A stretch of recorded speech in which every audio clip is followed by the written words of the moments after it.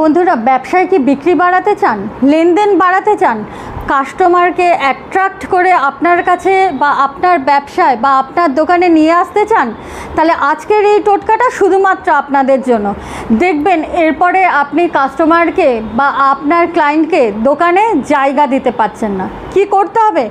এক মুঠো কালো তিল নিয়ে নিন, না অন্য কারো না, আপনার হাতের এক মুঠো কালো তিল নিয়ে নিন এবং এক মুঠো রাই সর্ষে নিয়ে নেবেন এবং সেই দুটো জিনিসকে একটি কাপড়ের মধ্যে বেঁধে আপনার ব্যবসার মূল দরজার মাথার উপরে টাঙিয়ে দেবেন।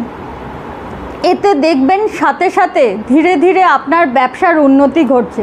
আর এই কাজটি করার সময় অতি অবশ্যই একটি গুপ্ত মন্ত্র আছে, যা আমি বলতে পারলাম না। অতি অবশ্যই আমাকে ফোন করে বা আমার কাছে এসে জেনে নেবেন।